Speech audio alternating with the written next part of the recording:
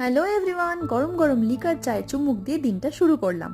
আর বারান্দায় বেরিয়ে দেখলাম অনেকগুলো ছোট ছোট চারা গাছ বেরিয়েছে। মনটা ভরে গেল।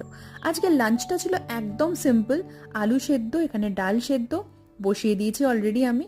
আর এখানে আমি বানাচ্ছি একটা রেগুলারের ফেস প্যাক। আমি একটু কফি নিয়ে নিয়েছি, কফির দানাগুলো একটু বড়, তাই একটু মিহি করে নিলাম। আর এর সাথে পাতিলেবুর রস, হাফ মতো পাতিলেবু নিয়েছি আমি, আর তার সাথে মিশিয়ে নিয়েছি অল্প একটু মধু।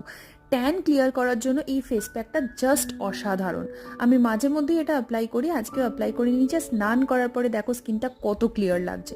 যাই হোক, লাঞ্চে যেটা বলছিলাম, আলু সেদ্ধ ডাল সেদ্ধ তো দেখলে, আর এখানে বানিয়েছিলাম বিট বাটা, আর তার সাথে পাঁপড় শাকা। প্রচন্ড গরম পড়েছে, তাই ঘরেতে এসি চালিয়ে বেডরুমেই আজকে অফিসের কাজ করছিলাম দুজন। আর রাত্রিবেলা শোয়ার আগে আমি ড্রাই ফ্রুটস গুলো জলে ভিজিয়ে রাখলাম পরের দিন সকালে খাওয়ার জন্য, দুজনেই খাবো। আর চিয়া সিডসটা শুধুই আমি খাই। যাই হোক, ব্লগটা এই অবধি রাখলাম, ভালো লাগলে সাবস্ক্রাইব।